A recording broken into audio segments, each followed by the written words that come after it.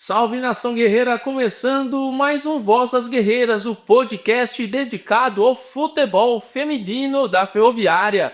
E a gente chega no 10º episódio e recebemos aqui uma grande figura do esporte de Araraquara, ligado com a Ferroviária masculino e feminino e também com o futebol amador da cidade. Se eu falar Benedito Reginaldo Viviane, você não vai saber quem que é. Mas se eu falar TT Viviane, com certeza você vai saber de quem eu tô falando. TT, seja muito bem-vindo ao Voz das Guerreiras. Uma honra imensa recebê-lo aqui.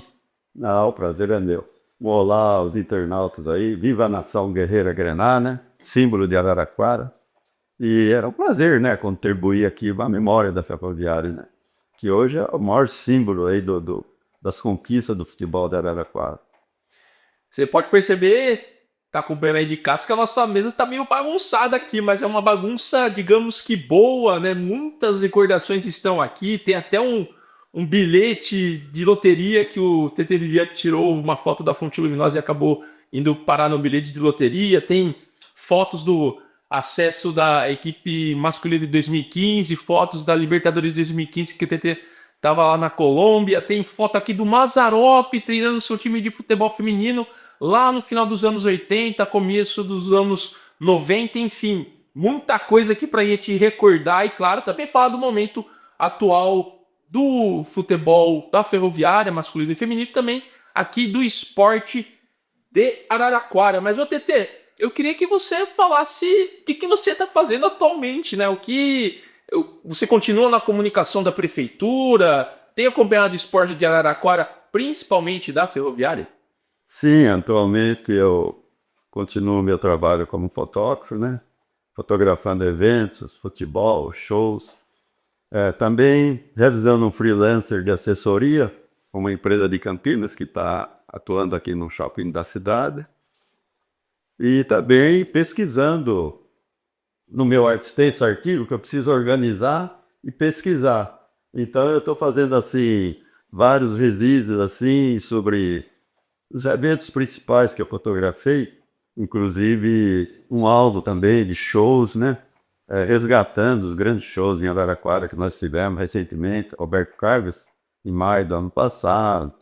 Aí fui lá atrás, Gilberto Gil, em 2008, no SET, eu estou fazendo um álbum com esse show e atualizando o esporte da cidade. Inclusive, eu estou pesquisando também os esportes que não têm grande divulgação, como a malha, a bocha, que tem uma linda história aqui, muitas conquistas para a nossa cidade. E também, especialmente, o futebol feminino, né? Resgatando aí o começo com segundo Zaque, o Mazzaropi. Esse foi o pai do futebol feminino em Araxuá. Ah, sem dúvida nenhuma, né? O time dele aí que deixou uma recordação boa aí pro futebol feminino da cidade, né? A gente vê essa foto aí maravilhosa do Zac segurando uma bola. Ali no campo do Seminário Verbo Divino, né? Que hoje é um colégio, ali o Mazzaropi fazia os jogos aos domingos à tarde. Com dificuldade sem encontrar adversário, mas ele insistia muito, foi um baluarte aí do futebol feminino. Né, durou alguns anos, né? A equipe feminina, e até dentro dessa questão que você falou, né? Como não tinha adversário, acabou passando por alguns perrengues aí. O time que durou pouco, mas assim, eu acho que foi um grande fomento. Foi o primeiro passo, né? Tudo a gente tem que saber valorizar, né? A ação, né? A abnegação dele foi o primeiro passo. Ele também manteve futebol amador, né? Jogava ele nas fazendas da região, disputava torneios da liga. E é um exemplo aí que uma semente que ele plantou e hoje nós estamos colhendo os frutos aí com... Foi fundamental. Ele tinha um time masculino também, né? Do Mazzaropi. O Mazzaropi tinha uma oficina aqui em Araraquara.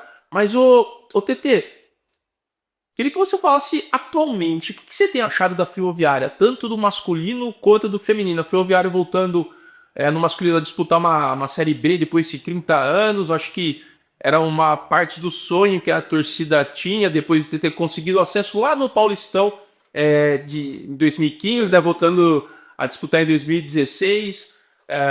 O time feminino, mesmo com o alto investimento das grandes equipes que tem no masculino, tem brigado também pela ponta da tabela, tem chegado nas fases finais dos principais campeonatos que disputa. Como é que você vê os times da Ferroviária? hoje em dia?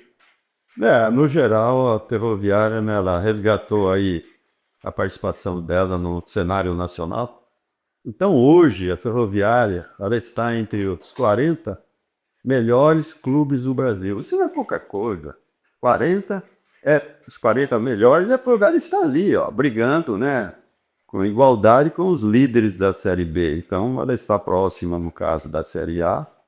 O Brasil tem, no mínimo, 500 clubes profissionais. E a Ferroviária entre os 40 melhores.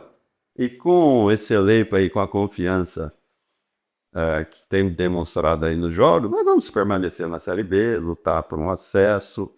Se não por esse ano, o ano que vem estaremos novamente ali brigando pela Série. Quanto ao futebol feminino já vem brilhando no cenário nacional, né, com as conquistas aí de 2 títulos, já tem título da Copa do Brasil, tem um currículo vencedor, é uma referência. O resgate, no caso, no cenário nacional, começou, né, com a Ferroviária em 2015.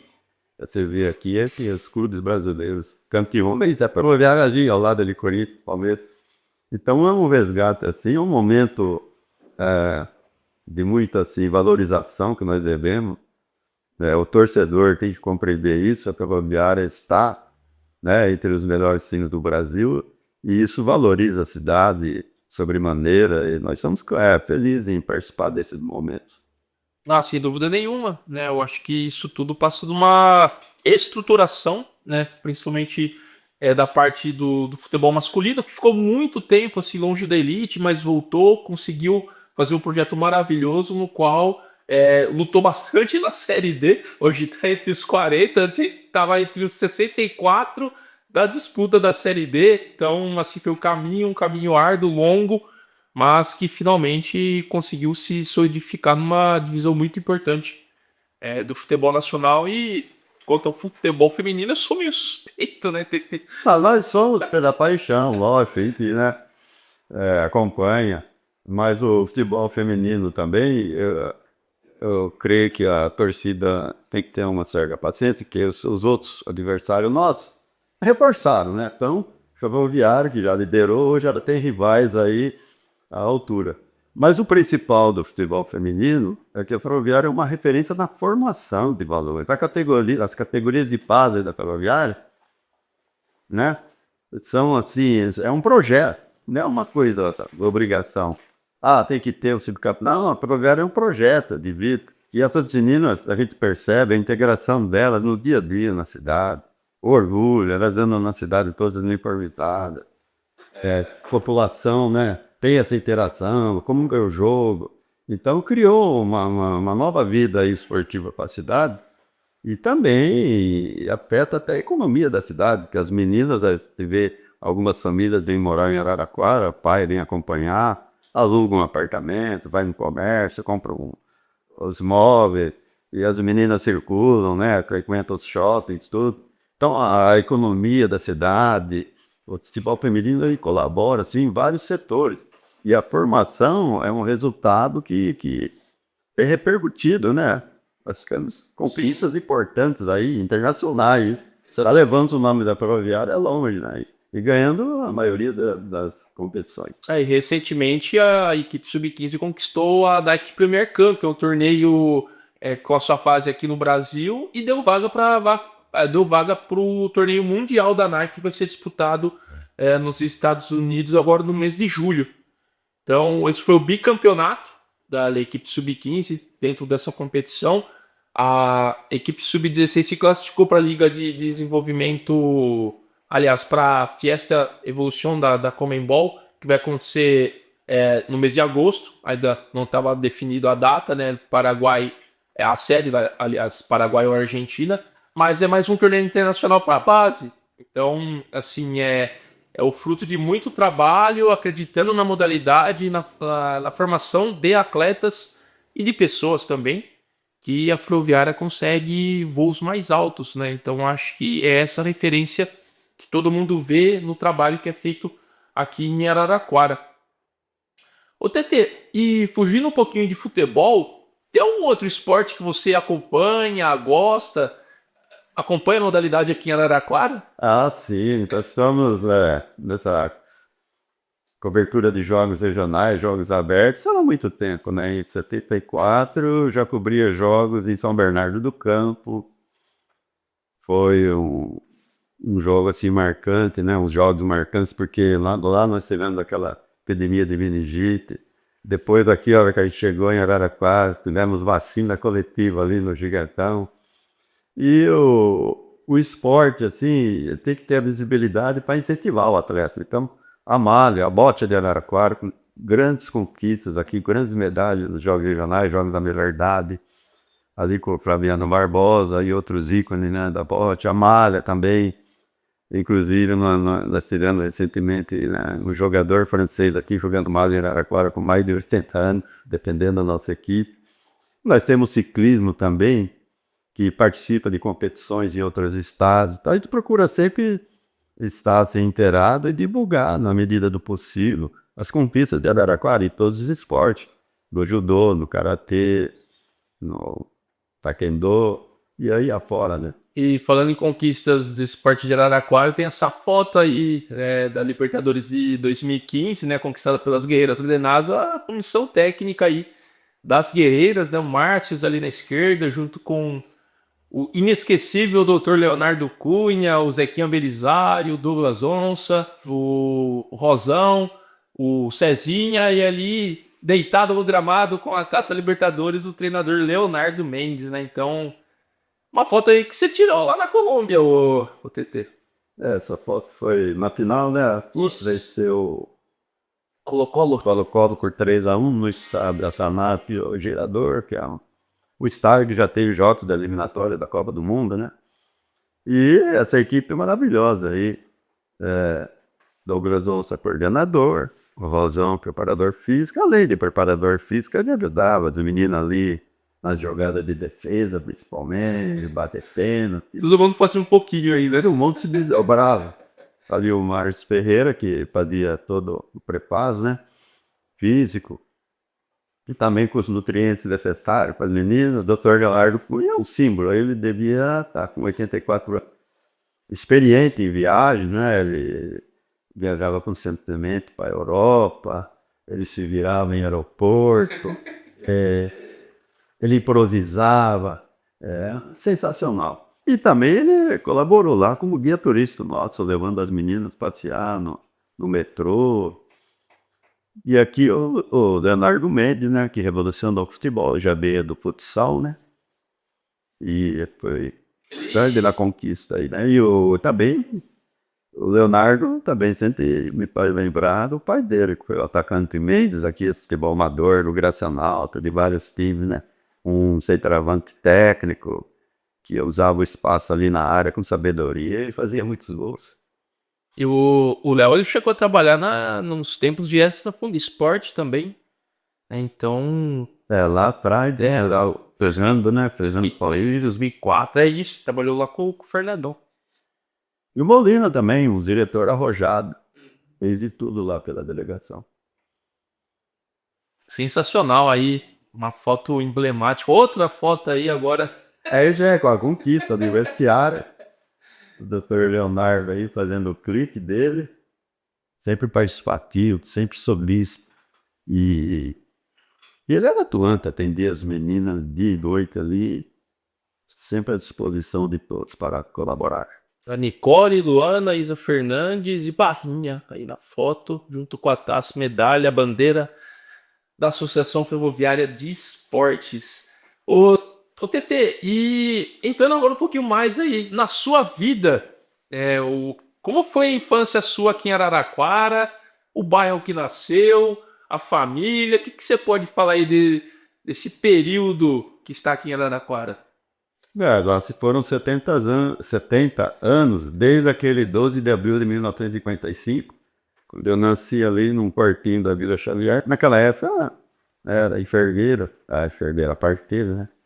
Que ia nas casas fazer o parto e eu nasci ali num cômodo muito simples. E é uma trajetória assim que eu tenho orgulho, né? Uma família de trabalhadores, meu pai era gráfico, minha mãe dona de casa, educou 6 filhos. todos assim, bem de vida atualmente, estudar, formado. É, só tenho assim a agradecer tudo. Fico emocionado não, TT, senão eu choro junto. O TTI, como é que foi essa sua paixão pelo futebol? Como é que surgiu o futebol em sua vida? Então, eu já tirava fotografia né, da família, tinha sempre teve minha máquina desde criança, aquela coisa toda, né? A paixão por fotografia né, começou. Tinha aquelas máquinas, já tive Plica, Kodak, a gente revelava os filmes e tal. Quantos anos você tinha mais ou menos? Uns 7 para 8 anos eu já tirava foto. E às vezes meu pai tinha uma irmã que morava em Santos, era crape, a irmã dele era a Irene, né? Morava em Santos.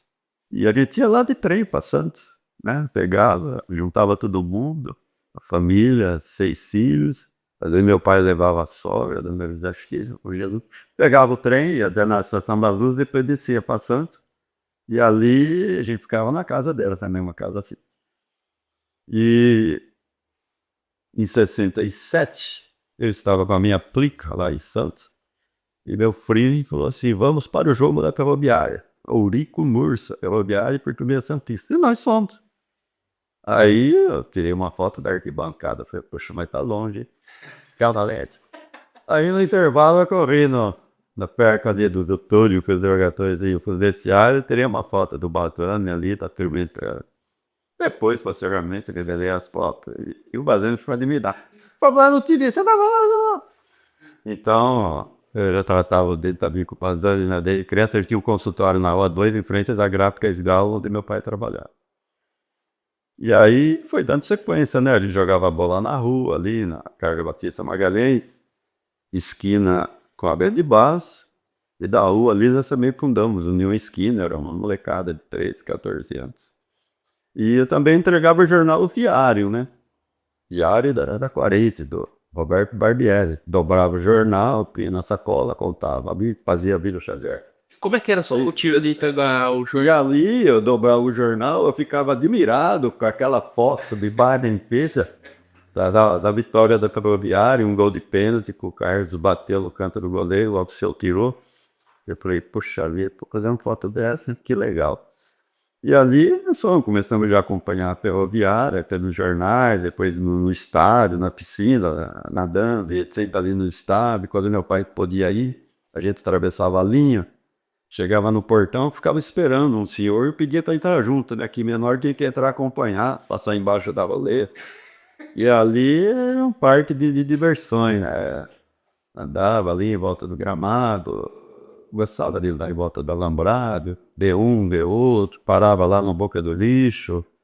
Também teve um jogo que eu vendi cachorro quente, meu avô tinha uns carinhos lá e o rapaz estava doente, precisava de alguém, na emergência, vendi já cachorro quente na Ponte Luminosa, tudo foi uma festa, né? Só tenho que curtir e agradecer esses momentos maravilhosos. Não, e como é que era essa rotina de entregar jornal? Você acordava muito cedo pra fazer isso, né? Não, assim, você tinha que acordar, tá no jornal 6 horas, vamos dizer, esperava acabar as impressões, né? O jornal vinha inteiro, você pegava o tempo, Flamengo, Flamengo, dobrava, fazia o vinco do jornal, contava, mostrava pro supervisor, ó, 117 jornais. Saía entregando pela vila, ali, subia a Avenida São Paulo na bicicleta, ia lá, Barão do Rio Branco, o ponto final era mais ou menos aqui na sorveteria do Mandioca, hoje restaurante do Cidi. E pelo caminho, às vezes alguém teria que comprar jornal, né? Mas não podia vender. Quando teve o incêndio da indústria da Vale ali na Rua 1, a edição foi esgotada. Pedia pessoal ir lá no jornal, comprando as bancas, não posso. Se aquele ia assinar. Nossa. E o TT, por que TT? Como é que surgiu esse apelido? Porque seu nome é Benedito, podia ser Benê, podia ser Dito, por que TT? Então. O TT surgiu por causa do meu irmão mais velho, saudoso Mário Augusto Libiano. E ele se referia a mim como, em vez de ele falar, olha o Nenê, ele falava, olha o TT, olha o TT. Eu falava errado. E aí pegou esse apelido. Aí, quando eu mandava foto também para os jornais, o Marião Zapieri, que era no Imparcial, ele assinava as minhas fotos como TT. Ele falou, não, tem que ser TT, Benedito não vai pegar. Aí ficou essa marca, TT, né? Às vezes até me estranho quando eles chamam Benedito. Então, é isso aí, ficou. Ficou de Nenê para TT. Eu falei na introdução, né? Se eu falar Benedito, Reginaldo Viviane, ninguém vai saber quem que é. Agora se falar TT, todo mundo conhece. O próprio Benedito Reginaldo já é um nome rápido. Um nome composto e raro, né? Benedito Santo, agora Reginaldo. Ô, TT, como é que surgiu o futebol na sua vida? Foi seu pai? Foi você que viu alguém jogando? Como é que foi isso? Então, ali onde eu morava, no final da Avenida Carlos Patrício Magalhães, tinha o rachão ali da molecada na rua, né? E você tinha quantos anos, né, mais ou menos aí? Ali, 10, 12 anos, 13 já te jogava ali com eles. Ali eu ficava ali observando e às vezes eu jogava no meio dos adultos, né, cara? Eu já era adulto. Então eu ficava mais na defesa ali, era gol de caixão, ficava defendendo. Aí comecei a jogar ali, mas no futebol de campo mesmo, nós começamos a jogar na Atlética, né? Tinha já o time do Olaria, tinha o time do Murtão, né? Aí eu fui, os vizinhos lá, Marcos Kumpel, vamos treinar no time do Murtão, que era na Atlética. Aí eu cheguei lá, assustei, né? Tinha lá uns 40 meninos. Falei, cara, eu vou jogar. Aí o Có, né? Que é saudoso Có da Jocar, pedi pro Murtão me colocar de zagueiro pela altura. Falei, não, ele vai jogar zagueiro, vai jogar zagueiro. Falei, tá. Aí eu vi lá, Marcoíra na ponta direita, vinha com a bola, fazia um cortão, vinha, cadê a Marcoíra? Só lá já. Turma comemorando o doce. Tatinho do outro lado, era um foguete. Falei, nossa senhora. Treinei lá 10 minutos pra me tirar. Mas eu insisti, né? Depois, nós acabamos formando União Esquina e começamos a jogar também, né? O time era nosso praticamente. Foi onde a gente foi evoluindo, né? Foi evoluindo. Aí eu melhorei um pouquinho do futebol. Melhorei um pouquinho. E você jogava de zagueiro? Zagueiro, lateral direito. Na minha esquina era jogar lateral direito, que a zaga era muito forte. Era o Betonão, o Fritz, era tudo guarda-roupa. Você podia jogar um tijolo lá que eles cabeceavam. Tô vedentando. Aí eu comecei a jogar de lateral direito. Alguns jogos até fui bem e tudo, fui elogiado. Mas assim, nunca fui assim um titular de time amador, nada. A gente brinca até hoje.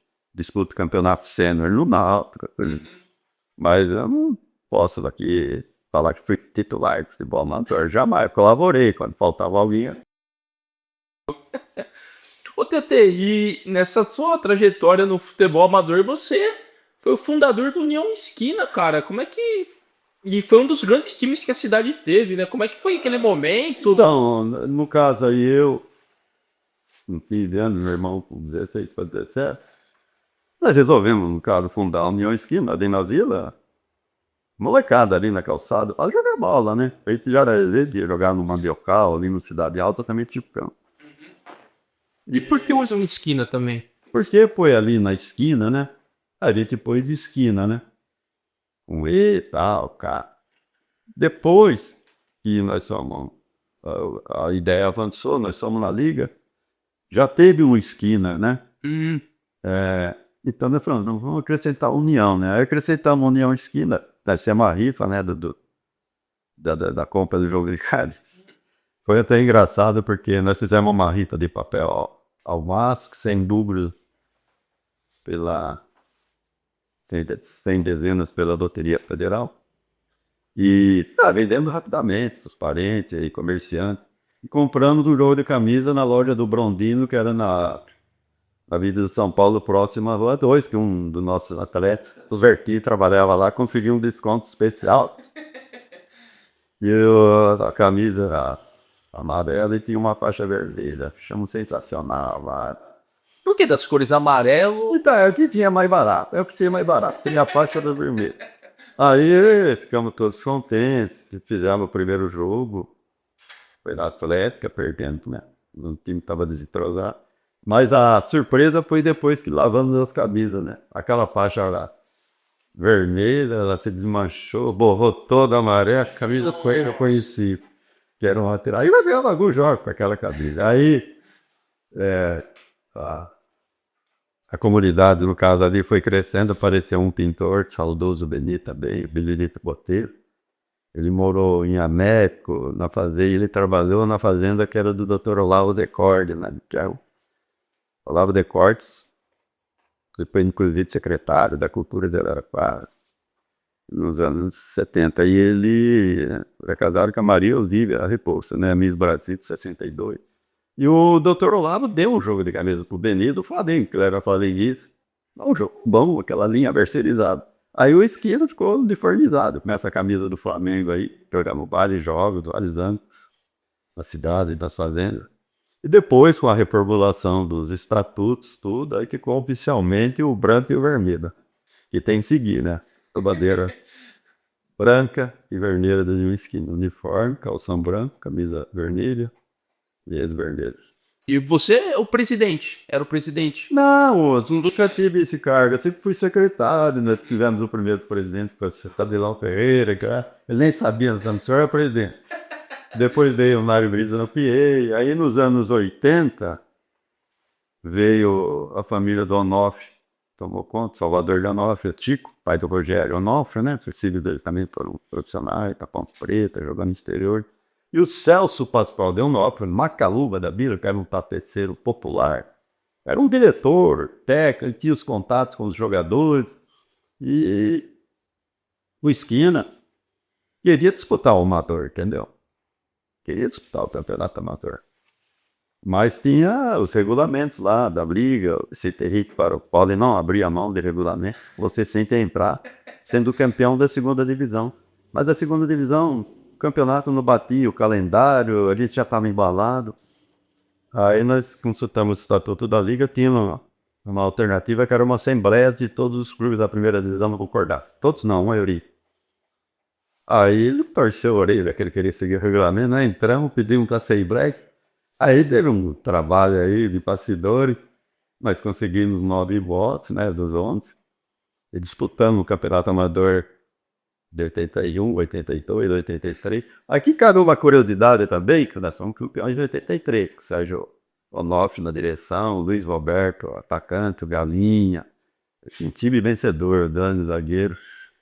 E aí foi... Antes, em 82, o Esquina PKT juvenil, em cima da Ferroviária. Com o técnico Tota, né? Olha só. Ganhamos a decisão por decisão de pênalti, né? No caso, foi 0-0 o jogo. E no ano seguinte foi vice e a Ferroviária campeã. Fizemos 2 finais contra a Ferroviária. Que espetacular, cara. Lenta Ferroviária. E a gente, no caso, já prescreveu o crime, né? Mas eu vou confessar um crime aqui, ó, de 20 anos, ou 25 atrás. A gente fazia bingos que era proibido, com exibição de filmes picantes. Né? Vamos dizer isso. Os cinemas eram proibidos, era censura militar, 81, 82. Então a gente tinha um salão alugado lá na vila, a gente vendia os ingressos do cinema, né? Clandestinamente. Pessoal da terceira idade, principalmente. Ó. A gente passava os filmes, né? Alguns comprados na Praça da Sé, outros que cedidos por amigos. E depois do cinema ali, naquela euforia, a gente fazia o bingo, né? Então, por aí, né, assim, atos clandestinos, mas tudo pela causa do União Esquina. Aí dava uma renda boa, a gente comprava uniforme, ajudava algum atleta aí numa necessidade caseira. E o Esquina manteve esse padrão para ser campeão amador, que não era fácil, né?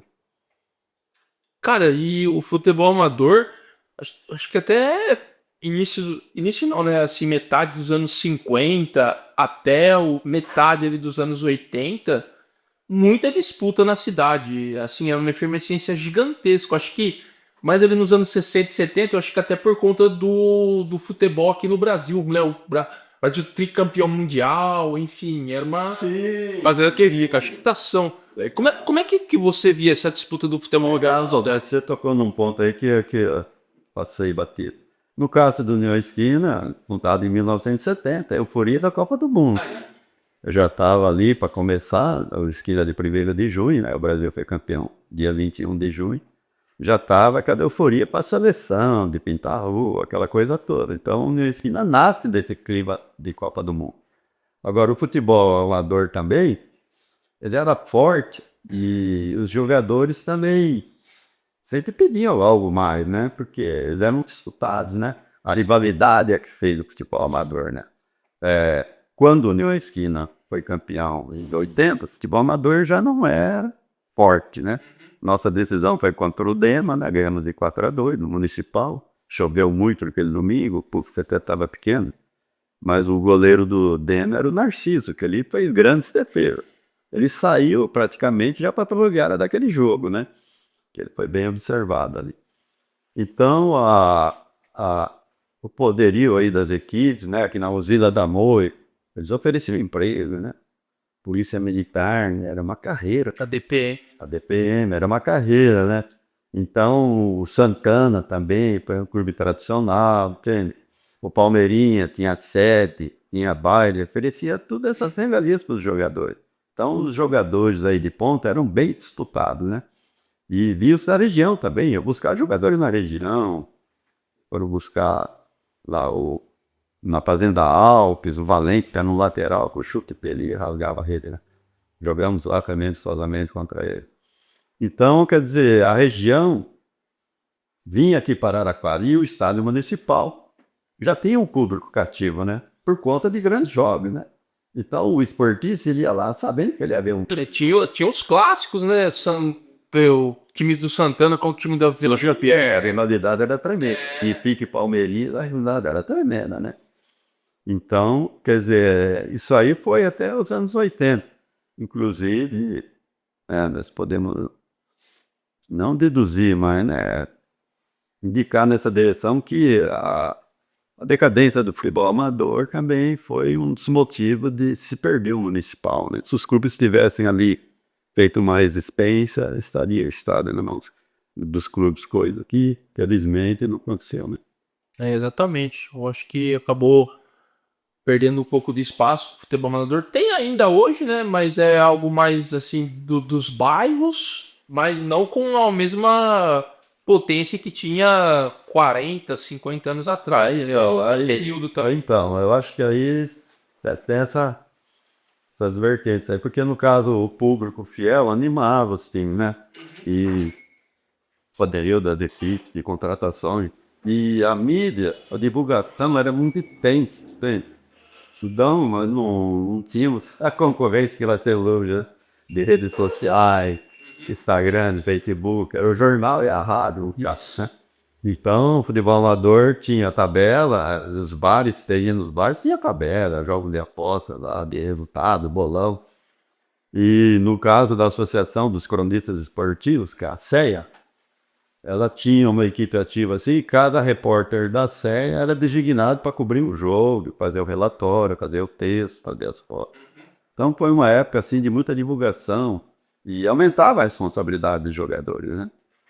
E hoje nós temos, senão você disse, o futebol continua vivo nos bairros, tá em vários campos, mas a divulgação não é a mesma. E os torneios são organizados aí, vamos dizer, oficialmente pela prefeitura por meio de licitações, contrata-se uma empresa, ela faz um torneio talvez mais curto, assim, né, com eliminatórias. Mas está mantendo acesa a chama do futebol amador, né, nos bairros principalmente. Todos têm, né, a oportunidade de mostrar o talento. Sem dúvida alguma. Cara, e no meio disso tudo tem a Ferroviária. Qual dos grandes momentos que você viu ainda atuando pela União Esquina dentro daquele período? Você lembra assim, tipo, onde tem um jogo do União Esquina, mas mais tarde tem Ferroviária? Tem vários jogos, né? Vários jogos. A Ferroviária, posso dizer assim, de 66, né? Até hoje. Acho que eu assisti aí em Araraquara, talvez 80% dos jogos. Eu estudei também na Uniata, Direito, tinha aula de quarta-feira, aí não podia ir, que era a raríssima oportunidade. Estudei jornalismo também, tinha aula de quarta-feira, não faltava os jogos, mas a maioria se... E a gente tentava, né, adaptar o calendário aí, né? Porque a Ferroviária tinha aquela paixão da torcida de acompanhar o campeonato era longo, e tinha tabela, ia marcando os pontos, acompanhava bem de perto. Então a gente tentava, né, conciliar o União Esquina, Ferroviária. Tem algum time esquecido da Ferroviária que você, assim, cara, esse aqui é o melhor time que eu já vi, pode ser campeão brasileiro daqui a alguns anos. Tem algum time desse? Então, eu considero aquele time da Taça de Ouro, depois renovado nas semifinais do Paulistão de 85, como um dos melhores, né? Porque ali nós fizemos assim cartas que jogariam em qualquer outro time, assim, grande do Brasil, né? Às vezes não dá certo. O Douglas Ança é um exemplo, né? Ele foi um craque da geração dele, mas o Palmeiras, assim, o Jorge Mendonça, o Corinthians, assim, a Sócrates, o São Paulo tinha o Renato. Então, não se encaixava ali, inclusive ele passou um teste de São Paulo quando era mais novo, o Mário Juliato, né? Mas a Ferroviária teve ali em 85 o meio de campo, que era Paulo Martins, Carrasco, Cardim, né? E o Paulo Martins, olha, que eu tô falando de São Paulo, joguei em qualquer time grande, era um volante que sabia dominar a bola do jeito que ela vinha, porte, fraca, porte. E Marcão, grande centroavante, o Abelha no gol, pegando tudo, a zaga, linha de respeito, Mica, Marco Antônio, Pierente, foi uma época boa. E agora, recentemente também, né, podemos citar 2020, aquelas finais lá contra o Corinthians, né? 2019. 2019 Itaquera, 2019 Itaquera, o Vinícius Munhoz, né? Isso. E o Tony ali foi infeliz no pênalti, mas a Ferroviária cagou o Corinthians lá. O Corinthians tremeu. A torcida ficou ali em silêncio, 1-1. Ela tinha tudo para ir para as semifinais, eu acreditava que ela tinha chance. Ela perdeu 1 ou 2 jogos durante o campeonato. E foi uma campanha maravilhosa e o time tocava a bola. Acho que a melhor partida daquele ano foi contra o Botafogo em Ribeirão Preto. Foi 2-1, mas o placar não traduz o domínio da Ferroviária, que era para ter feito 4, 5. Ela saía do campo para a defesa tocando, entrava na área do Botafogo com uma facilidade incrível. Então ali eu senti, falei, vou fotografar a Ferroviária campeã. Acreditei, fui em todos os jogos aqui fora, fui em Itápolis. Teve um dilúvio lá em Itápolis, a gente estava perdendo, já classificado, né, mas a Ferroviária empatou no fim. Então aquele momento ali foi assim, marcante. Aquele time de 2019 era muito, muito bom, muito bom. Assim, se você olhar as peças que tinham, eram jogadores que eram assim meio que desacreditados, né? Mas assim, O entrosamento. o entrosamento, o grupo, o ambiente de trabalho, isso influencia É muito. aquela frase suada, né? A equipe ganha o campeonato. O talento resolve o jogo, mas a equipe ganha o campeonato. Sem dúvida nenhuma, é um dos times marcantes assim na minha vida, sem contar, claro, o time de 2015 também, que deixa muita saudade. O TT, e você trouxe um monte de coisa aqui pra gente. Vamos dar uma olhadinha nisso Escorreria aqui. aqui pra ter casa. Pô, uma galeria histórica, né? Você já mostrou aí o Mazzaroff, Temos uma dama. mas a gente tem revistas, tem um álbum aí de fotos das Guerreiras Grenás, o título de 2015. Se quiser, a gente pode até começar com ele. Vamos ver aqui. Deixa eu mais ou menos virado pra cá, porque aí pega ali na câmera da sua esquerda. Vamos começar aqui no começo, que tem a tabela do campeonato. Aí temos aqui Nenê, que foi a artilheira da equipe na competição, né, junto com a Tabata Gaúcha. Cara, muita história legal aqui no álbum. A gente tem até algumas fotos rolando aí no nosso telão. TT, como é que foi essa disputa lá da Libertadores feminina? Você que foi o representante da mídia araraquarense, eu acho que foi o primeiro araraquarense, né, representando a imprensa daqui, né, aí a cobrir um torneio de futebol feminino fora daqui, cara. Como é que foi essa experiência lá na Colômbia? Foi maravilhosa. Eu virei correspondente nacional, no caso. Todo mundo dependia era Copa pro Mundo dessas fotos e dos detalhes técnicos do jogo. Lógico que eu procurei fazer um trabalho aí, assim, com critério imparcial, sem vangloriar muito, dizendo como foi o jogo, ficha técnica, próximo jogo. Fiz assim um texto padrão, né? E, e acabava os jogos, eu já pegava o notebook, já começava a mexer, ia pro hotel, enquanto eles estavam comemorando, eu estava ali, trabalhando, né? E às vezes a gente até participava de reuniões da Comembol, né? Que junto com o Douglas, que era o coordenador, e o Leonardo Mendes. Mas foi uma experiência incrível, assim, né? Mas podemos dizer assim, que a Provera não era a favorita, principalmente por não conhecer os adversários, né?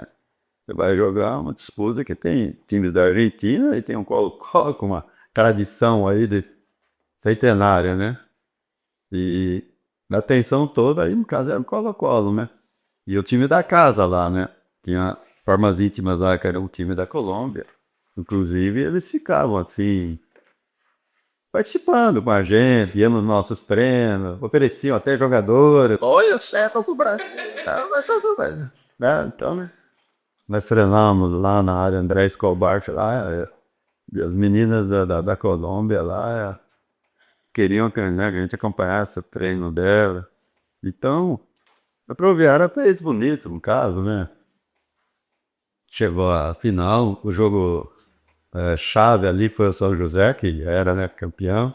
Ganhamos de 1-0, aquele gol maravilhoso do Adriano Nemê. Então, foi assim, sentido assim, pessoal, profissional, como torcedor também. Foi uma experiência assim, que a gente leva, né, pro resto da vida. Tem como esquecer. E tem alguma história lá, TT? Assim, vocês deram muitos passeios por lá, né? E o Dr. Leonardo, pela experiência dele, Dr. Leonardo Cunha, né, pela experiência dele de viagem, ele era o tutor ali, né? Ele era o responsável quase por tudo ali. Então, na hora de polo assim, ele falava, precisava em tal lugar. Às vezes ia pessoalmente, né? Nós dois, no caso, visitar hospitais, para analisar a estrutura do hospital, natalidade, a natalidade infantil, tudo. Ele anotava, ele era assim, muito interessado. E também ele programou um tour lá pelo metrô, né? Porque o metrô, se você na estação, ali dentro da estação, você pode circular e voltar, né? Sem pagar ingresso. E ele reservou o dinheirinho dele. Vamos levar todo mundo. Nós fomos passeando de metrô, lá para os morros, atravessamos a cidade. E às vezes um happy hour à tarde também, mas tudo assim dentro de um critério, né? E foi muito legal para todas as meninas também, que, né, tiveram essa experiência incrível. É que a gente tem uma. Isso aqui é o Campeões do Brasil, né? Uma edição especial que a Placar fez lá em 2015, né? Tem todos os times aqui do Brasil que foram se buscando campeões.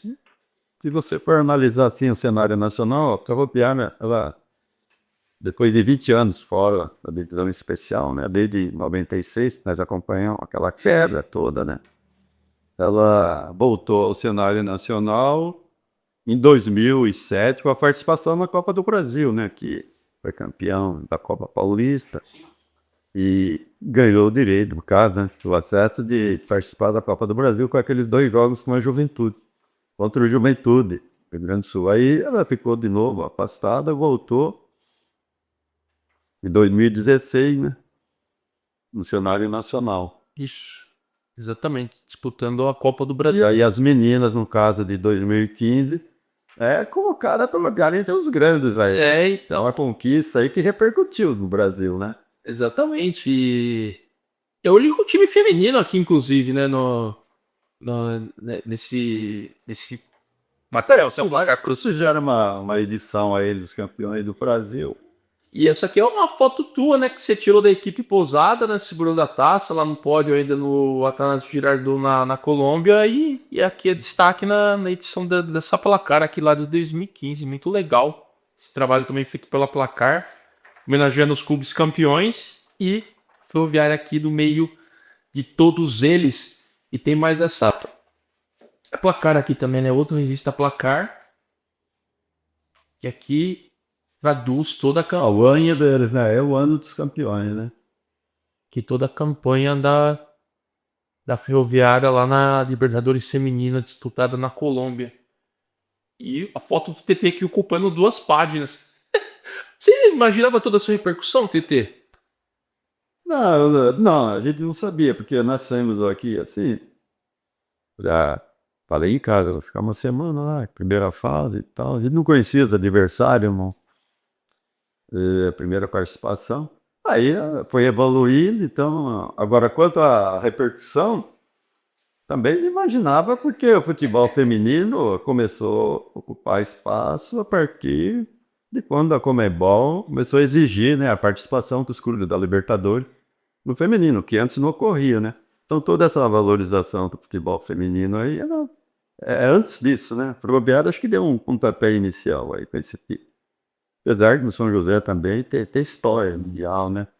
Já disputou o Mundial no ano anterior. E o São Cristo. Exatamente. Então, a Ferroviária e o São José aí, acho que são os clubes assim, pioneiros, né?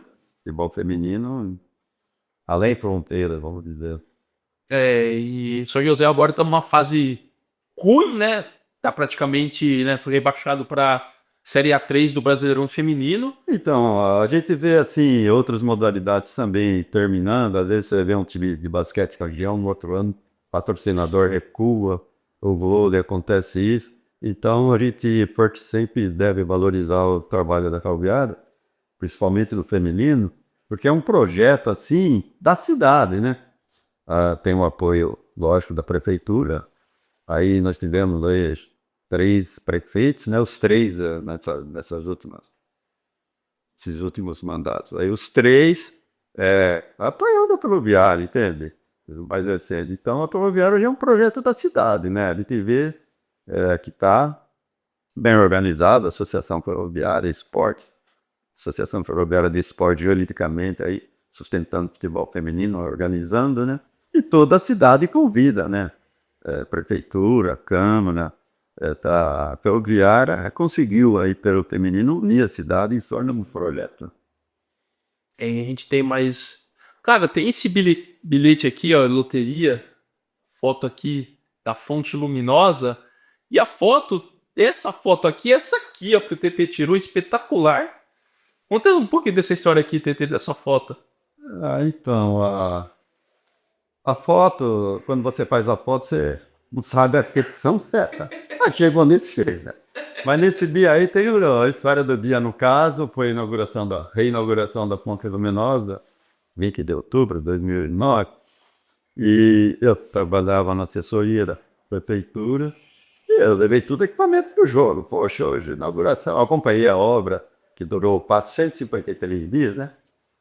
Tive várias fases da obra, às vezes eu ia de domingos, para levar amigos, tem jeito de aniversário, de domingo a gente tenta enganar o guarda lá, entrar lá para esse fundo, porque até a obra é perigoso alguém te machucar. Então eu levava os amigos de domingo, tá? Então eu acompanhei toda a estrutura, a terraplanagem, irrigação, montagem das arquibancadas, montagem da cobertura. E estava aguardando esse dia do jogo. Aí o pessoal me incumbiu de receber a imprensa lá. No portão veio o Orestes Quercia, o ex-governador, Marco Paulo Del Nero. Então eu fiquei quase assim, preso ali recebendo a imprensa. E a hora que deu, antes de começar o jogo, eu vi essa cena aí e fotografei. Achei interessante o pôr do sol do lado, que não é muito raro, porque o pôr do sol é no leste, essa foto foi voltada para o oeste, né? E o refletor ali dando a impressão que o sol estava iluminando essa foto. Repercutiu. E eu comprei o bilhete, pena que eu não ganhei, mas eu comprei o bilhete, se comprou aí. Mas esperava. Tá no... Como é que foi parar no bilhete? Assim, te procuraram, né? Como é que foi? Então, a Loteria Federal, a Caixa, pediu oficialmente, né, para o município algumas imagens comemorativas aos 200 anos de Araraquara. E essa foto foi impressa junto com outras também, de outros fotógrafos amigos. TT, falando sobre a Libertadores de 2015, né? Como é aquele jogo final, assim, contra o Colo-Colo, no Atanásio Girardot, como é que foi o bastidor daquela decisão, o clima das jogadoras, da comissão técnica, e você lá também no estádio? Então, o Leonardo Mendes, ele estudava os adversários, né? E o Zequinha Belisário e o Marcos Ferreira também eles gravavam, né, os jogos dos adversários. Então ele sabia ali como que o Colo-Colo ia jogar, quem eram os destaques ali. E o maior destaque do Colo-Colo era a goleira, né, que era alta, ela era modelo também. E a meio de campo, Vila Maior, ela era canhota também, ela tinha um porte físico, era canhota, ela ordenava tudo ali, todas as bolas passavam por ela. E ela recebeu uma marcação, aí no caso, jogando contra-ataque, às vezes revezando, a Adriana Nenê caía só dele, estava perfeito. Foi onde acharam o caminho do gol, né? Quando elas acharam o caminho do gol, é vitória. Assim foi tranquilo, tranquilo. E você fotografou uma das cenas emblemáticas, né, do gol da Tabata, ela ajoelhando, agradecendo aos céus. Então, eu até levei uma filmadora, no fim ela acabou mais me atrapalhando do que ajudando. Porque na hora do gol, né, tava, tipo, É, aquela, você tem tudo, mas não pode não ter nada na hora. então, eu resolvi tirar aquelas fotos, filmador, jogar a filmadora no chão, botava com a foto, uma filmadora mini DV. E depois da premiação, né, a jogadora do Colo-Colo reconhecer que a Vera foi melhor, Comembol elogiando. Então ali foi um momento assim de glória, né? Mas chegando ao hotel, alguns funcionários do hotel foram ao jogo, né? O estádio não era longe do hotel. Até o hotel tem o nome de estádio, né? Hotel Estádio. Porque está ali do lado do estádio. Alguns funcionários foram. E nós chegamos lá no hotel, comemoração dos funcionários, foi assim contagiante. Aquela festa toda, inclusive é, em jogos anteriores, uma parte da delegação da Argentina também ficou hospedada no mesmo hotel e eles também comemoraram, né? A vitória da Ferroviária sobre o São José, né? São José está morto. Ali foi aquela bagunça. Então você está morto. Então, morto. Aí foi aquela bagunça à noite, tudo desanimado, né? E, e eu tinha várias camisas da Ferroviária, os caras. Sempre ganhei do Zé Roberto Fernando, da Rádio Cultura, os torcedores, eu levei a mala e distribuí todas as camisas lá para os funcionários do hotel. Foi muito legal. E o TT, e durante essa sua saga com o futebol feminino, tem algum. Claro que esse é um momento emblemático, né? Você até trouxe a medalha aqui conquistada aí, se quiser mostrar, pessoal. Medalha muito, claro, bonita, mas de grande importância para a história do futebol feminino de Araraquara. Tem algum outro jogo assim que você se recorda aqui na Fonte Luminosa? São vários jogos, são vários. Tem das conquistas, né, do Paulista, da Copa do Brasil, que foi fora. Tem o brasileiro aqui dentro. A Ferroviária, oficialmente, né? Ela ganhou o primeiro Paulista em 2013. Em 2004, 2005 foi o Extra Fonte Esporte, que a comissão técnica era da Fonte Esporte, né? Era bancada pela prefeitura. Lá, a própria Libertadores também, a comissão técnica era da prefeitura. A Ferroviária assumiu o futebol feminino e profissionalmente, recentemente, né? De 2018 para 2019, carteira. Aí teve 2007, que era a Ferroviária Fundo Esporte, mas assim, a administração do futebol feminino foi Bardizio assumiu. E essa Então, da Ferroviária do Paulista foi em 2007, realmente, até 2012 ela participou ali, sem chegar nas finais, né? E anteriormente o Essa foi campeão, 2004, 2005. Aí em 2013 já é um marco, né? Porque o Campeonato Paulista já tinha equipes, né, de porte e nós ganhamos invictos, né? A Ferroviária foi invicta, né? A líder era a Marina Ágil, né? Quarto zagueiro ali. O Douglas Onça, técnico, né? E o Douglas sempre carismático, né? As meninas jogavam por ele, né? Lógico, jogavam pelo técnico. E aquelas finais contra o São José foram emocionantes, né? 2 empates, melhor campanha, Ferroviária comemorou o título na Fonte Luminosa, né? E nós acompanhamos toda a trajetória ali. Aí no ano seguinte, a decisão foi lá em São José, né? Copa do Brasil, né? Foi, né? Isso. Então, mesma coisa, 0x0. Campo da Giense. Campo da... Não, da Volkswagen, né? Campo da Volkswagen. Né? Foi 0x0, ganhamos os pênaltis. E Ganhamos de 1x0 aqui, eu acho que foi 1x0 pro São José lá. Aí foi pros pênaltis. então, aí foi pros pênaltis e fomos campeões. A Luciana, como sempre, né? Luciana salvou ali, comemoração.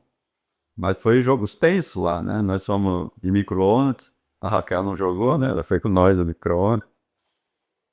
E a TTB cobriu de lá, local, no caso, né? Deu uma repercussão também, campeão da Copa do Brasil. Você falou o nome da Luciana e, cara, a Ferroviária sempre em sua história teve grandes goleiros e goleiras, né? Tem a Luciana, tem aqui a Vanessa. No masculino nem se fala, muitos nomes. Qual que é essa. Você consegue, assim, achar uma resposta para dessa mística de goleiros com a camisa da Ferroviária? Sim, já tem que fazer um estudo científico, porque lá atrás, né, já vi as grandes goleiras, né, como Machado, Sérgio Bergantin, 10 anos jogando, 380 gols, Goleiro que mais jogou com a camisa da mais jogou, tio do Vinícius Bergantin, né? E as meninas também, né? Já tivemos aí jogadora de, né, Amanda foi bem lá na Colômbia, com 17 anos, já mostrou personalidade. A Luciana é o maior símbolo, né, da Ferroviária. Futebol feminino de conquista, né? Inclusive 2020, campeã brasileira lá contra o Corinthians, aquele 0x0. Então é uma sequência aí, é uma escola, né? Agora precisa ver esse mistério aí. Ô, TT, e se você analisar todo esse tempo que você cobriu Ferroviária, sempre tem, não só você, mas sempre tem outros companheiros de imprensa. Que recordação que você tem dos caras que te acompanharam, né? Você acompanhou dentro dessa jornada com a Ferroviária, tanto masculino quanto feminino? Ah, sim, a convivência ali, naquela época lá, vou dizer, naquela época, como se fosse antigamente. Os jornais, né, no caso, tinham os seus repórteres, né, fotográficos, né, no caso da Tricuna, já teve grandes profissionais, né, Mastranjo Reino, o Sérgio Pierre, o Imparcial também, desde dos fundadores lá, o Lúcio, era um grande fotógrafo, depois veio o Marião Zampieri, e nós sempre tivemos uma convivência ali pacífica. Mas assim, o que a gente percebe também é que é uma temporada que se vai, né? E perde interesse ou arruma outro emprego, vai mudando. Hoje, fazendo um paralelo hoje, né?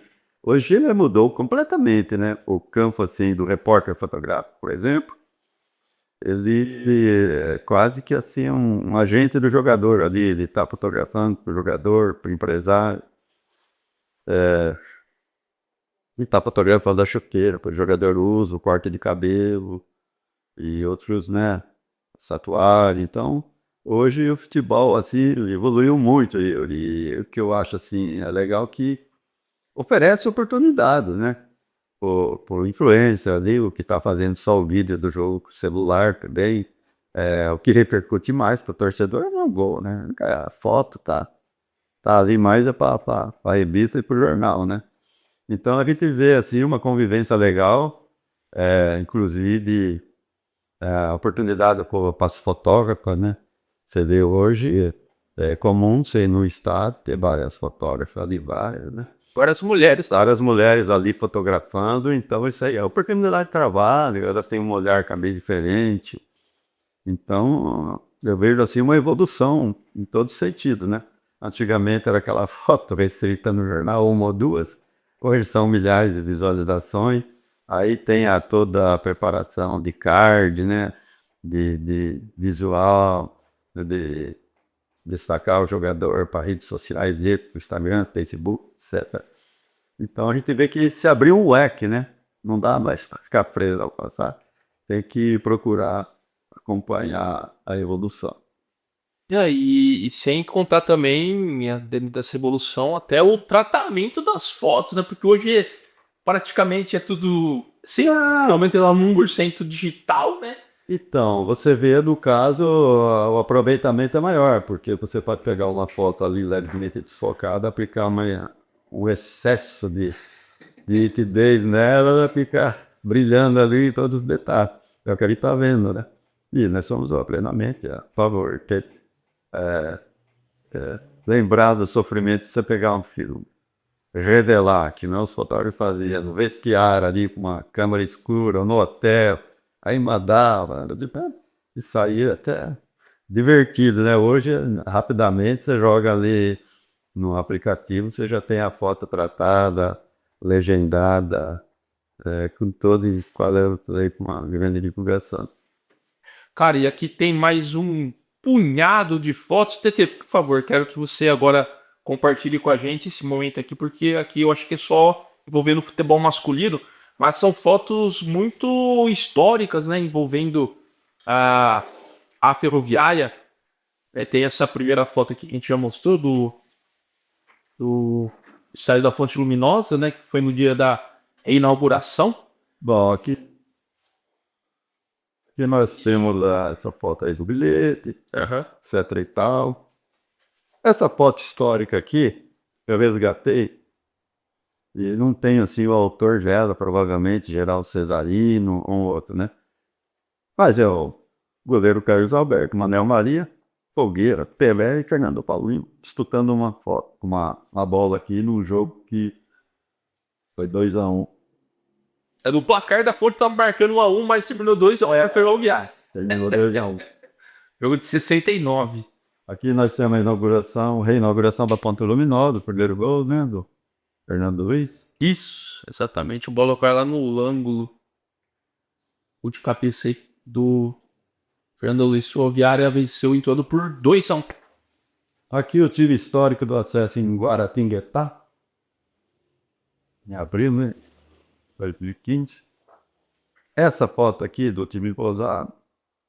Sempre é bom lembrar que a imprensa quase não divulga foto de time Pousado por achar uma foto assim, né, comum. Mas essa foto tem muita história. Tem 11 jogadores, tem um estádio do Palmeiras, Parque Antártica. Antigo Parque Antártico. Antigo Parque Antártica, seu gramado suspenso, né?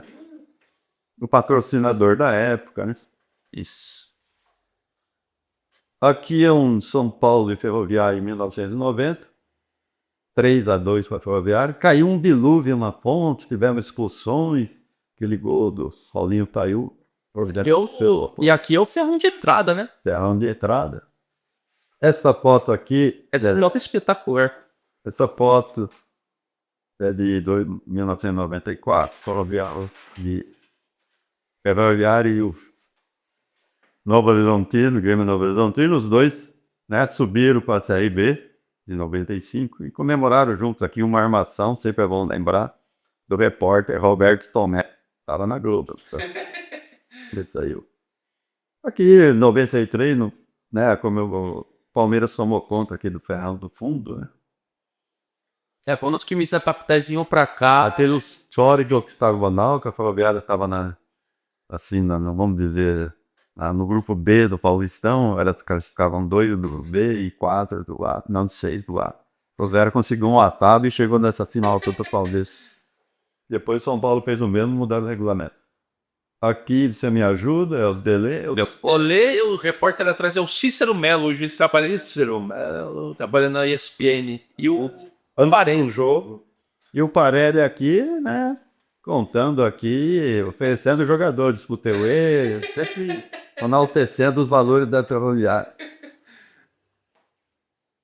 Aqui a comemoração do Edmundo, naquele octagonal lá, 1-0, aquele gol de cobertura no Rui Scarpino, que na memória palestrina, recentemente postaram o Edmundo contando sobre esse gol, a entrada em campo, Roberto Castro, Como era diferente, né? Casinho, A fonte do que é hoje. a torcida ali soltando a fumaça em cima do túnel de acesso. Aqui é um gol, Sari comemorando um gol também, no gol do fundo da ponte. Essa foto aqui tem assim uma grande nitidez, mas é histórica por estar aqui o Rogério Ceni, né? Disputando uma bola aqui com o Universitário, Otávio Augusto, Fabrício Maia. Então essa foto aqui também merece uma observação técnica, é foto com filme. E os filmes tinham uma sensibilidade baixa, entende? Então à noite você precisava baixar bem a velocidade. Aqui é um momento aqui de promoção social da Proviária, inauguração do Toboágua, na gestão do Parema, em 92. Os Acaloucos fizeram essa loucura. Aqui também é um São Paulo, não muito boa lembrança, né? São Paulo 4 Ferroviária 1, Campeonato Paulista 94. Aquele time do Tele Santana fazia o contra-ataque em 8, 9 segundos, Cafu pela direita. Aqui também eu fotografei lá do sócio, né? Porque não consegui credenciamento para esse jogo. E aqui nós temos o goleiro Rafael Camarota, lendário aqui no gol, né? Um jogador que atuou pelo Corinthians, campeão pelo Curitiba. Também era freguês meu, ia lá no pó. Aqui é a ponta luminosa dos anos 90, o ano que o Bono foi artilheiro paulista com 12 gols, né? Junto com a Foi em 90 mesmo, né? Foi em 1990 ou 91? 90. Cília, Donata, Milton, Bono, Cedinho. Aqui nós temos também o Silas Zabata, Silas, grande Silas, o mascote símbolo da Ferroviária. espetacular. E saudoso, né? Grande amigo. Aqui também é uma foto comum, mas eu acho legal assim, o clima da rua, né? Rua Comendador de Souza, o estádio de Nicolau Olaião. Foi num domingo de manhã, foi doido esse jogo. Foi Copa Federação, né? Não, era três, Atriz. era três e a gente caiu, né? Caiu na fase final, assim. Era sempre um quadrangular, né, Tom? Aqui é um Santa Cruz, Palmeiras e São Paulo de 94, Zé no gol, estádio lotado, também não consegui credenciamento, fotografei lá da tribuna, mas também fiquei contente que lá na tribuna estava Sócrates, dador sorte assistiu esse jogo. Aqui é o Jario Tedeuan comemorando um gol contra o Palmeiras, que o Palmeiras virou também depois. Aquele gol do Edmundo aqui, comemorando com o Edilson. Aqui taça de ouro, a Abelha tentando defender uma bola aqui que bateu na trave. Essa foto aqui, por exemplo, também, o que eu acho legal é as duas camisas, entende? A bola bem vinda aí, o Zé Davis bateu no lateral, mas mostra um duelo entre o Grêmio e o Palmeiras, num tempo que as camisas eram puro sangue, assim, né? Não tinha patrocínio algum, né? Então, camisa direita. E ela pegou um contraste também, é o Tita, né? O China e o Zé Rubem, né? E depois que veio o patrocínio nas camisas. Esse acho que foi o último campeonato. Aqui um jogo em Catanduva, foi 2-2, umas brigas lá assim incríveis. É o prefeito da cidade, quando viu chegarem 3 ônibus da Ferroviária, conversou com o presidente do clube, foram na vaga, anunciaram que o ingresso era, né, gratuito, para tentar barrar a torcida da Ferroviária, aí deu uma confusão, que é quase forte adversário, rebentaram lá para, mas nós sobrevivemos, saímos lá com pedrada, mas sobrevivemos. Nesse mesmo jogo, aqui nós temos o Fernando Paquera também, que é um torcedor, né, símbolo da Ferroviária, do São Paulo. Tem que falar de São Paulo, escrever São Paulo. Essa foto foi nesse jogo do Grêmio e o Elvis, do Imparcial, que trabalhava com o Marião, tirou essa foto minha também, depois ele me deu. Aqui nós temos o Luiz Pinheiro, que é araquarense, que foi um dos grandes fotógrafos do jornal Estadão, cobriu várias Copas, né, 4 Copas, Prêmio ESSO. Inclusive tem uma foto do Mirandinha quebrando a perna em São José do Rio Preto, quebrando a perna dele, fez um web, que ele fotografou assim, para trocar o filme, pô, acabar o filme, o programa ali do lado, meio que trocar o filme, e o zagueiro bateu nele. Conversei com ele alguns momentos ali, trocamos ideias. E é o TT ali atrás, tá, gente? O barbudo ali é o TT. Então, todo domício aqui sempre tem umas histórias assim, né? Inclusive nesse jogo, saiu um pênalti para a Ferroviária e o Marcão ia bater. O domício, o lugar dele sagrado era ali perto do pau de escanteio, na direção da trave e na direção do ataque. E um amigo nosso aqui de imprensa entrou ali na frente desse para fotografar e pediu licença. O cara perguntou quem era ele que nunca viu no ensaio. É do Bisqueiro, Prêmio ESSO, fotografou incêndio do Maracanãzinho. E outra curiosidade também, ele é reconhecido, se consagrou como fotógrafo do Pelé.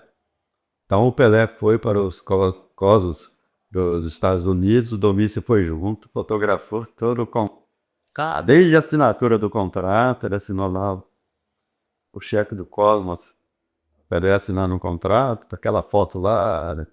Ele vendeu um pôster lá para o cara pôr na sala dele, depois ele cobriu, e tem um livro, né? Era Pelé, é bilíngue, né? Inglês, brasileiro, que eu consegui comprar o livro em São Paulo, antes dele falecer. E era araquarense. Aqui o histórico Ferroviário e Corinthians, aqui nós temos Douglas Onça, Paulinho, Finete, Bozó. O Bozó, Rafael, ele comemorava o gol numa placa de publicidade. Tava combinado com os condões. Aí ele ia comemorar na placa E eu apontava pro lado. e ganhava um dinheirinho depois. Ganhava o cachê dele.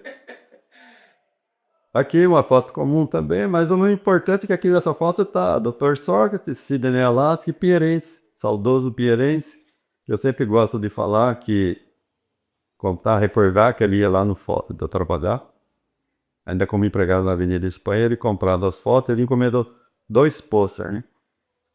Um do time inteiro, posado, que ele ia levar para Recife lá, que o pai dele foi jogador do Náutico. E uma dele assim, close e tal, camisa fluvial. Depois ele voltou e falou assim, eu quero aquela agora, fazer um pôster daquela que eu tô sendo expulso. Que Pierense, né? Pierense. Não levava desaforo pra Lá ali, mostrando, eu tinha feito a foto pequena, ele falou, eu gostei daquela que eu tô expulso. Ele fazia o pôster dele sendo expulso para ele mostrar que era vinil, violento. Essa menina Neymar com 18 anos, uma ponta luminosa, aquele Santos, amistoso, pá. Com a Ferroviária, né? Foi 3-2 pro Santos. 3-2. Não lembro, acho que foi 3-0 pro Santos. Não lembro qual é o feito gol. Esse jogo foi entrega da taça, né? Do acesso da Ferroviária, da série A3 para A2. Isso aqui também embaçado, mas é aquele gol histórico contra o Santos 10. Em 2003, que se a Ferroviária cai, não consegue o acesso, ia ser uma situação complicada. É o milagre da Páscoa. É, a visagem da paz. O Obina, né, de cabeça, e o Ney cruzou para ele. Aqui a comemoração do acesso, o Rafaelzou que estava lá, com a galera, com o japonês, o Nório da Kuzak. E nós comemoramos o acesso em Guaratinguetá. Ei, japonês. Na batida de gol lá do Tiaguada, né, 1-0.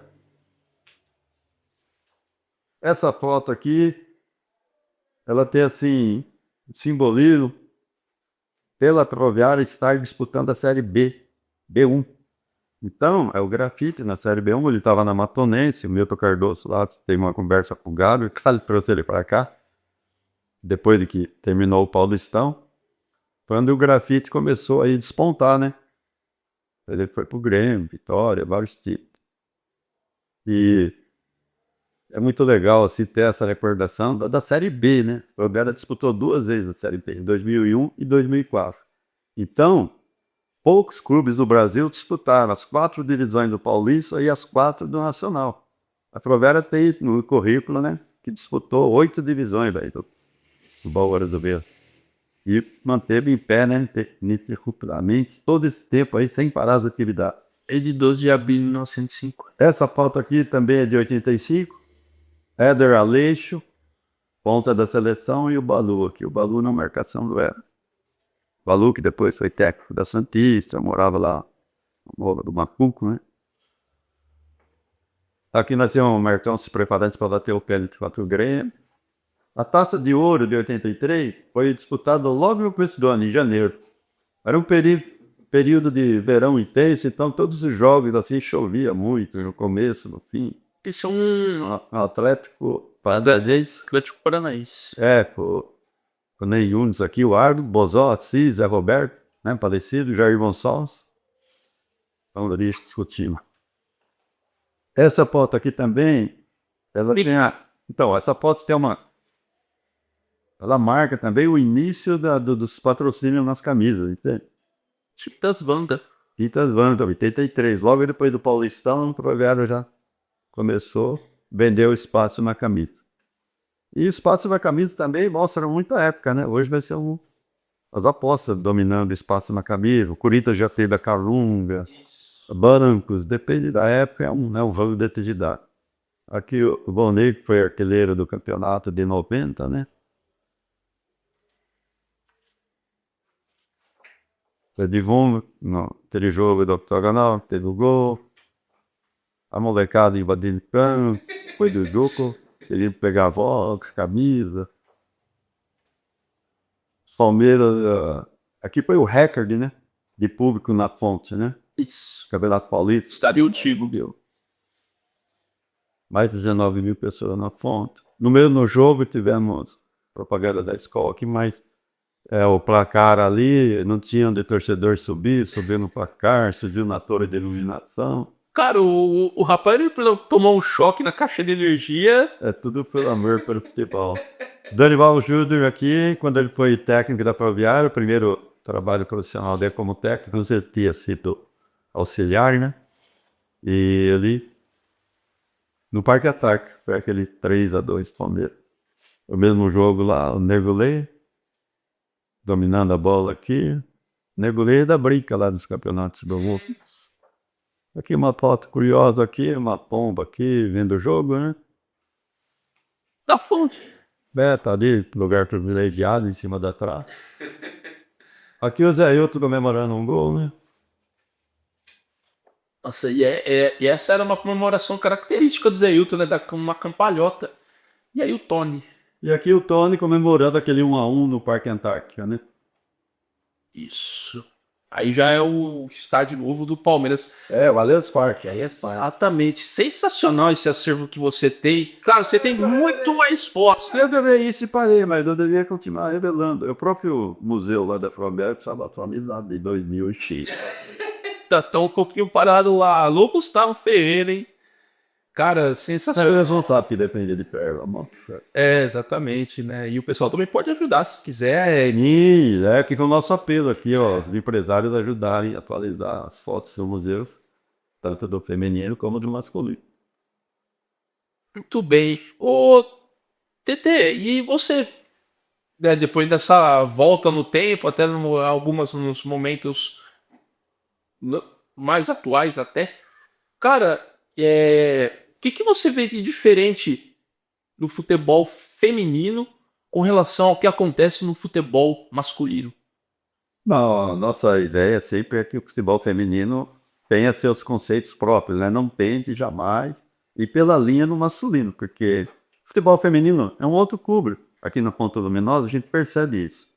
As categorias de base da Ferroviária, masculino, feminino, é outro público. Futebol feminino é um público diferente, masculino é um outro público. Não há, assim, uma unificação por vários motivos aqui, que nós não vamos ficar, né, se atentando. Mas, assim, o futebol feminino, por exemplo, tecnicamente, antigamente, as zagueiras eram mais pesadas, né, era um jogo mais truncado, a gente vê a velocidade. Os gols do futebol feminino geralmente são dentro da área, né? Nós tivemos aqui uma pioneira aqui, a Rafaela Mineiro, que ela fazia os gols de longe, né? Ela tem aquele chute colocado com efeito. Então a gente vê, assim, tecnicamente, uma grande evolução do futebol feminino. A gente tem essa ideia de que não se pode partir para o masculino. Vários, assim, segmentos. Começar pelo uniforme também.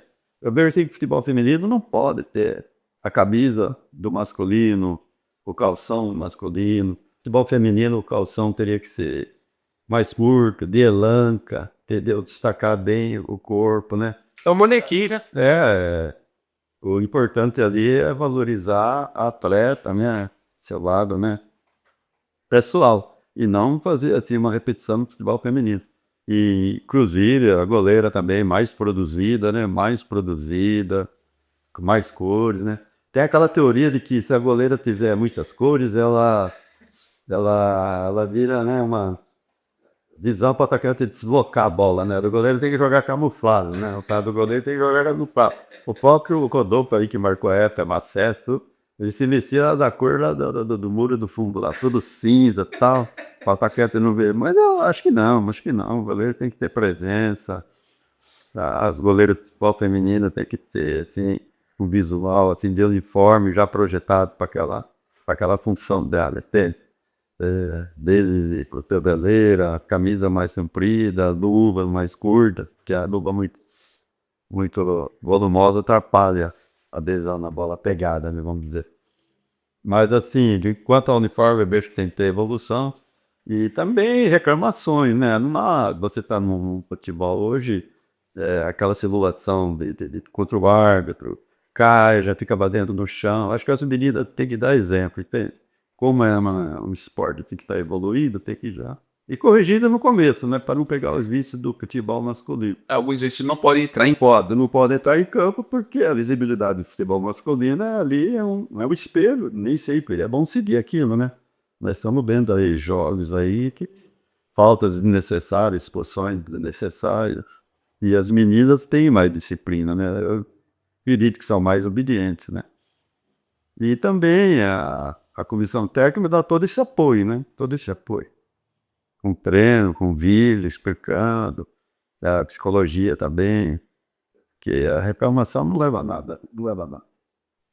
TT, e voltando um pouquinho na fotografia, até me veio aqui na mente, cara, recentemente a gente perdeu, né, o Sebastião Salgado. Eu acho que foi um dos grandes inspiradores aí dentro do mundo da fotografia. Assim, eu pegava um pouquinho dele também como referência, mas eu acho que até teve uma publicação sua, né, se despedindo dele.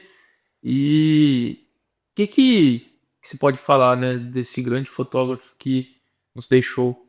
Eu passei um Salgado, ele é cidadão do mundo, né? Ele é um cidadão do mundo, ele conquistou tudo isso pelo trabalho dele, lógico, com a apoio da esposa, né? Desde jovem já se dedicava a essas causas de clima, de meio ambiente, e fotografou aquelas populações esquecidas. Ele teve um projeto dele que ele alugou um tanque de guerra, um projeto de mais de 20 milhões, e foi fotografar o povo que vivia lá na Sibéria, lá, na neve, ninguém chegaria lá sem esse tanque. Então ele é um exemplo, é um orgulho para o Brasil, lógico, uma inspiração para todos nós, né? Pô, você é fotógrafo e Sebastião Salgado é a melhor coisa, você tem que conhecer o trabalho dele, toda a tecnologia, aquela fidelidade lá, revelação de filme, aqueles laboratórios em Paris, então é um vácuo que fica, né? Ah, é um vácuo que fica, mas também ele é um exemplo que vai perdurar, acho que séculos, né? Tem numa das entrevistas, até ele colocou em dúvida, né? Será que a fotografia vai existir mais quanto tempo? Vai acabar, né? Vai banalizar a imagem. Então, nós temos tudo isso aí. E é lógico que todo o esforço dele aí foi uma coisa assim que, inclusive aquela recuperação lá, toda da Mata Atlântica, vários projetos lá na fazenda deles, lá em Minas, lá, que ele reflorestou tudo. E o respeito dele é que ele conseguia essas verbas, né? Com grandes instituições aí internacionais, um trabalho que dá resultado. Então ele conseguia arrecadar, conseguia viabilizar os projetos dele. Pelo próprio trabalho dele, né? Pelo currículo dele, né? Sebastião Salgado abria as portas, né, para financiamentos. Isso é assim, é um símbolo, né? É lógico que colocou camistrice, né? E aquele estilo dele também de cortar o cabelo, não sei se é uma curiosidade, mas ele pegou uma bactéria na barba, no cabelo, ali, ele cortou, nunca mais deixou crescer, barba, cabelo. Só onde ele ia, ele cortava, levava uma alquimia, cortava. Não tive, assim, oportunidade de ver o pessoal que vinha assim, conversar com ele. Mas gostaria, lógico, de ter convivido com ele. Que jogo da Ferroviária você gostaria de tirar foto assim? Que jogo da Ferroviária você gostaria de tirar uma foto? Uma foto que você não tirou ainda da Ferroviária. Ah, sim, campeão, né? No caso, campeão do primeiro acesso, já pensou? Vazando, aquela euforia foi uma marcante. Agora, o sonho seria o Campeonato Paulista, né? O próprio campeonato da Série B, né? Quer dizer, o sonho tem que estar sempre à frente, não lá atrás, né? Então nós temos que projetar aí, para o Biara voltar, o feminino, ser campeã brasileira, ser campeão do brasileiro, voltar o masculino, ser campeão da Série B. E agora dá para Viária, né? Pegar um momento assim marcante. Sempre acreditando que o sonho é o próximo passo, né? Isso aí tudo é passado, mas queremos projetar o próximo passo, né? Vamos viver de passado, né? Reta final do programa, TT. Até você tinha mencionado aí essa parte da. Pô, queria ter tirado uma foto do Bazzani Então, no primeiro acesso. Qual foto você gostaria de ter tirado da Ferroviária naquele período assim glorioso? Excursão para fora do país, o tricampeonato do interior, enfim. o tricampeonato do interior eu acompanhei na vida da arquibancada, né? Aquele programa Rato, Quarta-Madeira, assim. O Bazzani, no caso, ele morou na Vila Xavier, na Avenida Dr. Carlos Batista Magalhães, assim, no parqueirão da minha casa aí. Então a gente conversava com os filhos dele. Depois, o Bazzani saiu, morou o Bebeto. A gente também conversava com os filhos do Bebeto, o Marcos, saudoso Bebeto. Então, assim, essa relação da ferroviária aqui, do Bazzani também andava acompanhando na Casa B, da UICE, teve problema de saúde. Gravei um vídeo com eles, umas 2 horas, né, no Taibar, na Meme. Então, Bazzani é sempre uma referência quando se fala ferroviário. E, lógico, tem uma foto do Bazzani comemorando um título ali, e é legal. Isso é passado, agora vamos projetar futuras, próximas conquistas, esperamos estar lá, né? Como era a sua relação com o Bazzani? Então, o Bazzani já tinha essa amizade de tratar desde moleque, né? Meu pai trabalhava lá em frente. Depois, na ferroviária, aqueles comentários deles. E domingo de manhã, a gente jogou bola lá no campo suplementar, um período até grande, né? Tinha 2 turmas, uma às 8 e outra às 10. E vai ser para confraternização. E o Bazzani jogava com nós às 10 horas, entende? Aí ele chegava antes, ele dava umas 10 voltas no campo de si, depois ele ia embaixo. E passar a bola, trocar a bola com ele, né? Uma glória, né? E também ele ia no mercado, levava foto para restaurar, levava jogador para tirar fotos para documento. O Bazzani fazia de tudo, né? Ele ia na federação registrar jogador, ele pegava o carro e ia dirigir para São Paulo com 60 e pouco. Ele ia na federação, porque na federação ele era querido. Ele facilitava o expediente. O Bazzani chegou para o lugar, vai entrar alguém e tal. Então a gente estava sempre conversando, né? Ele ia lá no mercado, nos jogos da ferroviária.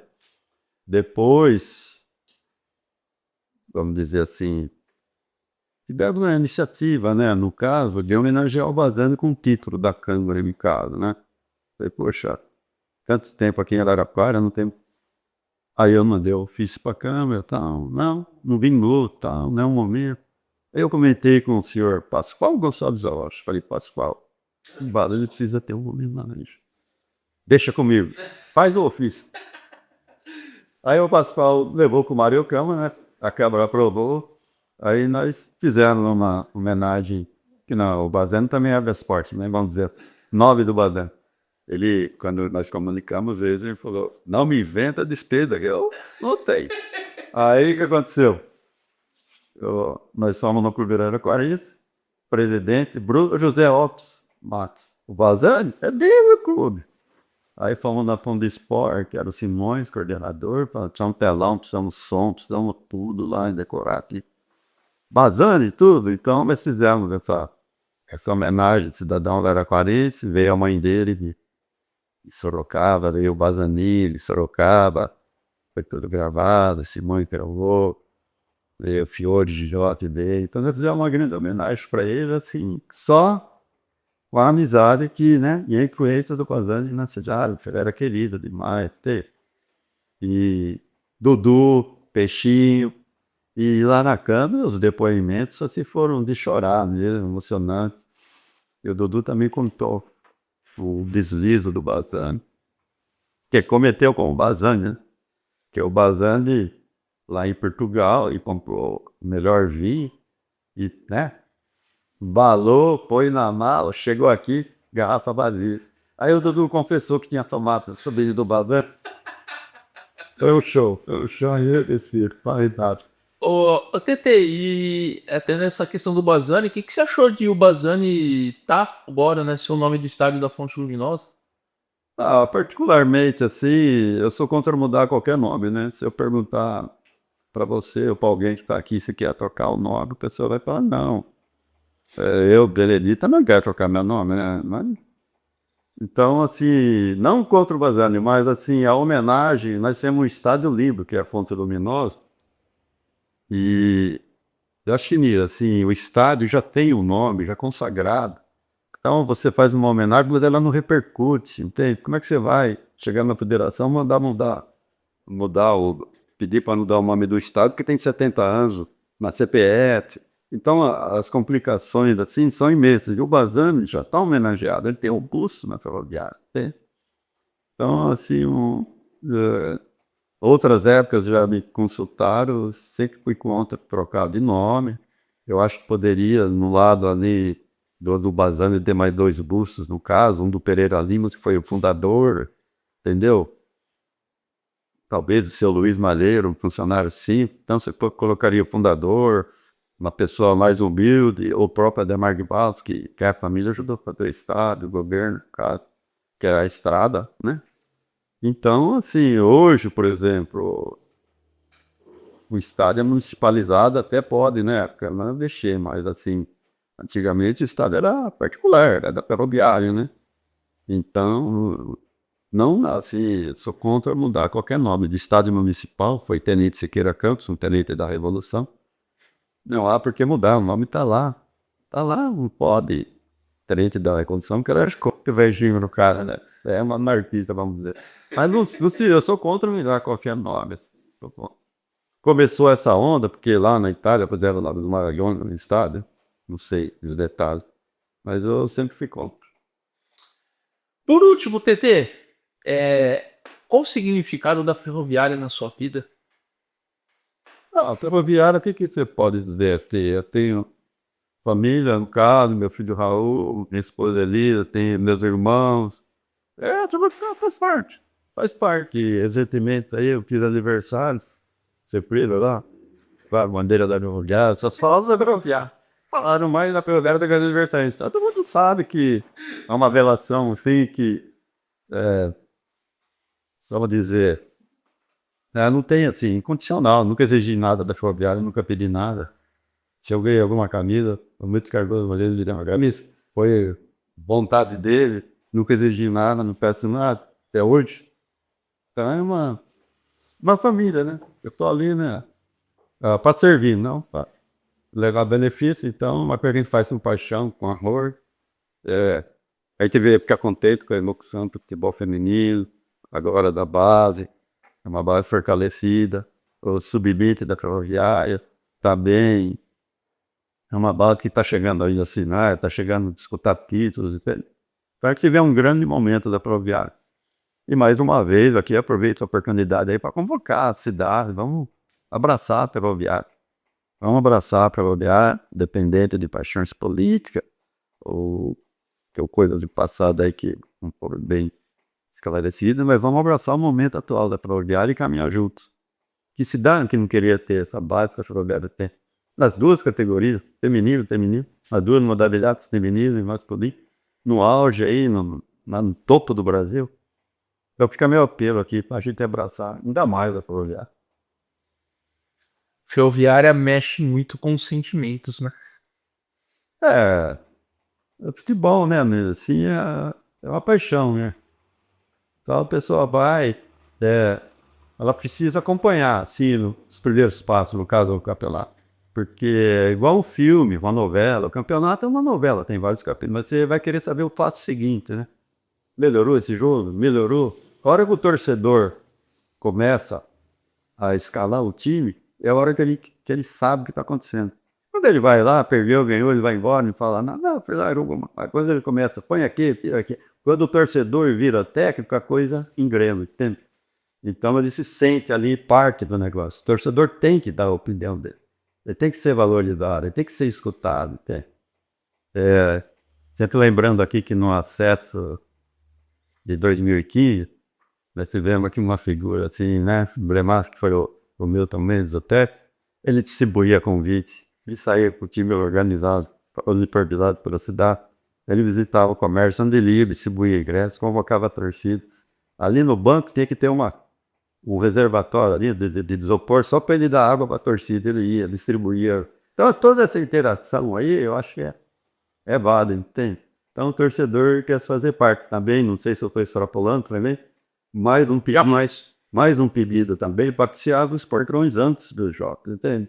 Com antecedência de 40 minutos, 45. O torcedor, ele quer ir ao estádio, mas ele tem o canto dele, mas ele quer ver os amigos chegarem, ele quer trocar ideia, quer bater papo, entende? Ele foi lá para interagir. Não chega lá, o portão está fechado, a polícia demora para fazer a revista. Ele tem que entrar no estádio com esse sentimento assim, de pertencimento. Aqui é meu, aqui estão meus amigos, aqui eu tenho liberdade. Não chegar, ficar em filas, chegar com o jogo em andamento. Ele tem que ser valorizado, torcedor. E são medidas que são possíveis, sim, de serem aplicadas. Tudo através do diálogo. Era só esse diálogo, um diálogo. É isso. TT Viviane, muito obrigado pela sua participação aqui no Voz das Guerreiras. Você foi uma voz incrível aqui, lendária. Eu acho que o 10º episódio combina com você, porque você é um camisa 10, cara. Você é o 10 em faixa, como diziam os outros. Obrigado pelos elogios, mas acho que tudo foi feito com amor. Volto a dizer, sem criticar ninguém. É só sugestão sugestões para melhorar, sim, não custa nada, né?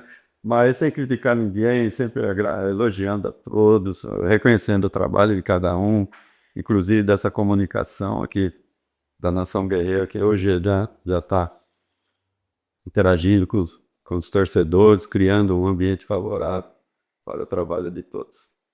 Tá certo, então a gente vai ficando por aqui, agradecendo ao TT, agradecendo também ao pessoal da Mente Criativa que deu todo o suporte aqui no estúdio, ao Beto Bosqueiro, à Milena Cravo, da comunicação da Ferroviária, e as marcas, os patrocinadores das Guerreiras Grenás que ajudam a deixar o futebol da Ferroviária, o futebol feminino da Ferroviária cada vez mais forte.